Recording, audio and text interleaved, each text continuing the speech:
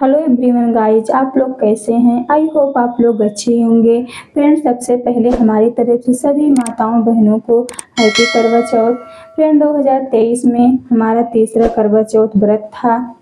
मैं करवा चौथ माता की पूजा की तैयारी कुछ इस तरह की थी। फ्रेंड, सबसे पहले मैं करवा चौथ माता की पूजा की। पूजा करने के बाद मैं करवा चौथ माता की व्रत कथा पढ़ूंगी। कहते हैं कि करवा चौथ माता की 4 कथा पढ़ने और सुनने के बाद ही व्रत सफल होता है। फ्रेंड, मैं कथा पढ़ना शुरू कर दी। करवा चौथ व्रत कथा। एक साहूकार था जिसके 7 बेटे और एक बेटी थी। सातों भाई व बहन एक साथ बैठकर भोजन करते थे। एक दिन कार्तिक की चौथ का व्रत आया तो भाई बोला कि बहन आओ भोजन करें। बहन बोली कि आज करवा चौथ का व्रत है, चाँद उगने पर ही खाऊंगी। तब भाइयों ने सोचा कि चाँद उगने तक बहन भूखी रहेगी, तो एक भाई ने दिया जलाया और दूसरे भाई ने छलनी लेकर उसे ढका और नकली चाँद दिखाकर बहन से कहने लगे कि चल चाँद उगाया, अर्घ दे ले। बहन अपनी भाभियों के कहने लगी कि चलो अर्घ देते हैं। तो भाभियाँ बोली तुम्हारा चाँद उगा होगा, हमारा चाँद तो रात को उगेगा। बहन ने जब अकेले ही अर्घ दे दिया तो खाने लगी तो पहले ही ग्रास में बाल आ गया, दूसरे ग्रास में कंकड़ आ गए और तीसरे ग्रास मुंह की ओर किया तो उसमें ससुराल से संदेश आया कि उसका पति बहुत बीमार है, जल्दी भेजो। माँ ने तब लड़की को विदा किया और कहा कि रास्ते में जो भी मिले उसे उसके पाँव लगना और जो कोई सुहाग का आशीष दे तो उसके पल्ले में कांठ लगाकर उसे कुछ रुपए देना। बहन जब भाइयों से विदा हुई तो रास्ते में जो भी मिला उसने यही आशीष दी कि तुम 7 भाइयों की बहन तुम्हारे भाई सुखी रहें और तुम उसका सुख देखो। सुहाग का आशीष किसी ने भी नहीं दिया। जब वह ससुराल पहुंची तो दरवाजे पर उसकी छोटी ननद खड़ी थी। वह उसके भी पाँव लगी तो उसने कहा कि सुहागिन रहो, सपूत हो। तो उसने यह सुनकर पल्ले में गांठ बांध ली और ननद को सोने के सिक्का दिया। तब भीतर गई तो सास ने कहा कि पति धरती पर खड़ा है, तो वह उसके पास जाकर उसकी सेवा करने के लिए बैठ गई। बाद में सास ने दासी के हाथ बची खुची रोटी भेज दी। इस प्रकार से समय बीतते बीतते मृगशिर की चौथ आई तो चौथ माता बोली करवा ले लो, करवा ले लो, भाइयों की प्यारी करवा ले लो। लेकिन जब उसने चौथ माता नहीं दिखलाई दी तो वह बोली हे माता, आपने मुझे उजाड़ा तो आप ही मेरा उद्धार करोगी, आपको मेरा सुहाग देना पड़ेगा। तब उस चौथ माता ने बताया कि पौष की चौथ आएगी, वह मेरे से बड़ी है, उससे ही सब कहना, वही तुम्हारा सुहाग वापस देगी। पौष की चौथ आकर चली गई, माघ की चली गई, फागुन की चली गई, चैत बैसाख जेठ आषाढ़ और सावन भादों की सभी चौथ आई और यह कहकर चली गई कि आगे वाली को कहना। असौज की चौथ आई तो उसने बताया कि तुम पर कार्तिक की चौथ नाराज है, उसी ने तुम्हारा सुहाग लिया है, वही वापस कर सकती हैं। वही आएगी तो पाँव पकड़कर विनती करना। यह बताकर वह भी चली गई। तब कार्तिक की चौथ आई तो वह गुस्से में बोली भाइयों की प्यारी करवा ले, दिन में चाँद उगानी करवा ले, व्रत खंडन करने वाली करवा ले, भूखी करवा ले। तो यह सुनकर वह चौथ माता को देखकर उसके पाँव पकड़कर गिड़गिड़ाने लगी, हे चौथ माता, मेरा सुहाग मेरे हाथों में है, आप ही मुझे सुहागिन करें। तो माता बोली पापिन हत्यारिन, मेरे पाँव पकड़कर क्यों बैठ गई? तब वह बोली कि जो मुझसे भूल हुई है उसे क्षमा कर दो, अब भूल नहीं होगी, करूँगी। तो चौथ माता ने प्रसन्न होकर आंखों में से काजल, नखूनों में से मेहंदी और टीके में से रोली लेकर छोटी उंगली से उसके आदमी पर छींटा दिया तो वह उठकर बैठ गया। बोला कि आज मैं बहुत सोया। वह बोली क्या सोई, मुझे तो 12 महीने हो गए। यह जाकर चौथ माता ने मेरा सुहाग लौटाया।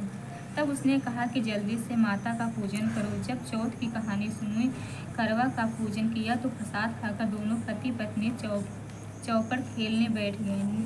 नीचे से दासी आई, उसने उन दोनों को चौपड़ फांसी में खेलते देखा तो उसने सासू जी से जाकर बताया। तब से सारे गांव में यह बात प्रसिद्ध हो गई कि जब स्त्रियां चौथ का व्रत करें तो सुहाग अटल रहेगा। जिस तरह साहूकार की बेटी का सुहाग, उसी तरह से चौथ माता ने सबको सुहागिन रखे। यही करवा चौथ के उपवास के सनातन महिमा है। करवा चौथ व्रत दूसरा। अति प्राचीन काल की बात है। एक बार पांडु पुत्र अर्जुन तप करने के लिए नीलगिरी पर्वत पर चले गए थे। इधर पांडवों पर अनेक मुसीबत पहले से ही थी। इससे द्रौपदी ने शोक विहल हो कृष्ण की आराधना की। कृष्ण उपस्थित हुए और पूछा, कहो क्या कष्ट है तुम्हें। प्रभु, द्रौपदी ने हाथ जोड़कर कहा, मुझे क्या कष्ट है, आप तो स्वयं जानते हैं, आप तो अंतर्यामी हैं। मुझे कष्टों के बोझ से विहल कर दिया है। क्या कोई ऐसा उपाय है जिससे इन कष्टों से छुटकारा मिल सके। तुम्हारा प्रश्न अति उत्तम है द्रौपदी। कृष्ण मुस्कुराकर बोले, प्रभु फिर मुझ दुखी नारी का कष्ट दूर करने का उपाय बताइए। द्रौपदी ने पूछा, यही प्रश्न एक बार पार्वती जी ने शिव जी से कर दिया था। तब श्री शिव जी ने करवा चौथ का विधान बताया था। फिर प्रभु करवा चौथ की जानकारी मुझे भी दीजिए और उसकी कथा कहिए।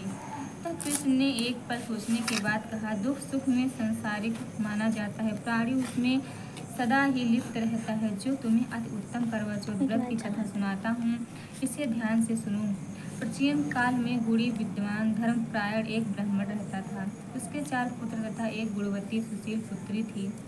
पुत्री ने विवाहित होकर चतुर्थी का व्रत किया, किंतु चंद्रोदय के पूर्व ही उसे क्षुधा में बांध कर दिया। इससे उनके स्नेही भाइयों ने छल के पीपल के आड़ में कृत्रिम चंद्रमा बनाकर दिखा दिया। लड़की ने अर्घ दे भोजन कर लिया। भोजन करते ही उसका पति हृदयगत बंद हो गया। इससे दुखी हो उसने अन्न जल त्याग दिया। उसी रात्रि में ही इंद्राणी भू विचरण करने आई। ब्राह्मण पुत्री ने उन्हें उससे अपने दुख का कारण पूछा। इंद्राणी ने बताया, तुम्हारे करवा चौथ व्रत में चंद्र दर्शन से पूर्व भोजन कर लेने से यह कष्ट मिला है। तब उस लड़की ने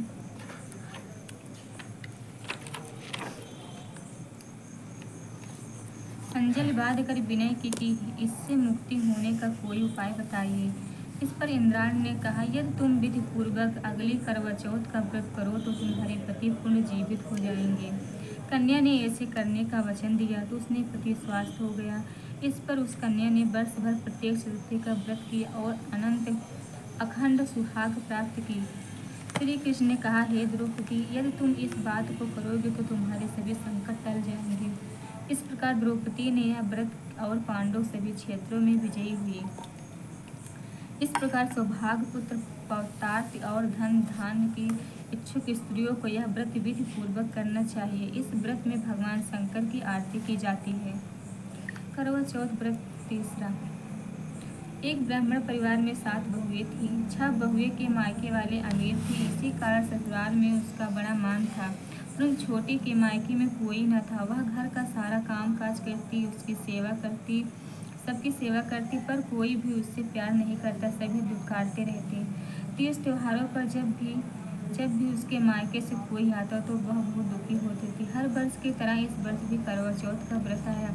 अन्य बहुए के मायके से उनके छोटे भाई या करवा लेकर आए और छोटी के मायके से यदि कोई होता तो करवा भी लाता।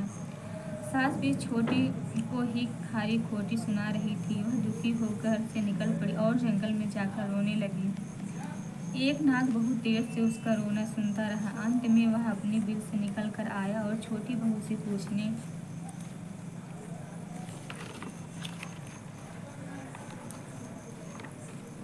पूछने लगा, बेटे क्या बात है, तुम रो क्यों रही हो।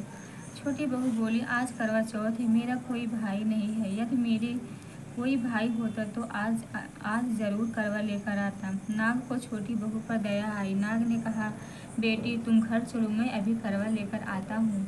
थोड़ी देर बाद नाग ससुराल पहुँचा। ससुराल वाले इतना सामान देकर चकित हो गए। सास भी प्रसन्न हो गई। सास ने प्रसन्न मन से छोटी बहू को नाग देवता के साथ भेज दिया। नाग देवता ने छोटी बहू को अपना सारा महल दिखाया और कहा, जितने दिन चाहो आराम से रहो, मन चाहा खाओ, मन चाहा पहनो, पर एक बात याद रखना, सामने रखी नाद कभी मत खोलना। छोटी बहू सारा समय महल में आराम से काटती, पर नाद के बारे में उसकी उत्सुकता बढ़ती जाती। एक दिन जब घर में कोई न था, उसने नाद को उठाकर देखा तो हजारों छोटे छोटे सांप के बच्चे इधर उधर देखने लगे। उसने जल्दी ही नाद ढक दिया। जल्दी में एक सांप की पूंछ नाद के नीचे आकर कट गई। शाम को नाग के आने पर छोटी ने अपनी गलती स्वीकार कर ली। नाग ने उसे क्षमा कर दिया। जब छोटी ने ससुराल जाने की इच्छा की तो धन रत्न आदि देकर विदा किया। छोटी के ससुराल में अब उसकी बड़ी इज्जत होने लगी। जिस सांप की पूंछ कटी थी उसे बड़ी सभी बंडा कहकर तंग करते। एक दिन उसने अपनी माँ से पूछा कि माँ, मेरी पूंछ कैसे कटी थी। माँ ने कहा, जिस छोटी बहू ने नाद उठाने का जल्दी में रखने में ही तुम्हारी पूंछ कटी है। तो वह बोला कि मैं छोटी से बदला लूँगा। माँ ने बहुत समझाने पर भी वह एक दिन चुपचाप छोटी के घर जा पहुँचा और मौका पाकर उसे काटने की सोचने लगा। वहाँ छोटी बहू और उसकी सास ने किसी बात पर बहस हो रही थी तो छोटी कसम खाकर कह रही थी कि मैंने ऐसा नहीं किया। वह कह रही थी कि मुझे बंडा भैया से प्यारा कोई नहीं है। उन्हीं की कसम खाकर कहती हूँ कि मैंने ऐसा नहीं किया। बंडा ने जब सुना तो सोचने लगा, जो मुझसे इतना प्यार करती है और उसे ही काटने आया हूँ। वह चुपचाप घर चला गया। माँ से पूछा, ले आए बहन से बदला। वह कहने लगा, माँ, बहन से कैसा बदला। तभी बंडा भाई ने छोटी बहन हुई। भाई प्रतिव्रत चौथ के दिन करवा लेकर जाता। वह बहन बड़े प्यार से करवा चौथ का व्रत करती। करवा चौथ व्रत 4। प्राचीन काल में करवा नाम की एक पार्वती स्त्री अपने पति के साथ नदी किनारे एक गांव में रहती थी। कार्तिक मास के कृष्ण पक्ष के चतुर्थी चौथ के दिन उसका पति नदी में स्नान करने के लिए गया। स्नान करते समय मगरमच्छ ने उसका पैर पकड़ लिया। वह करवा करवा का नाम लेकर जोर जोर से अपनी पत्नी को पुकारने लगा।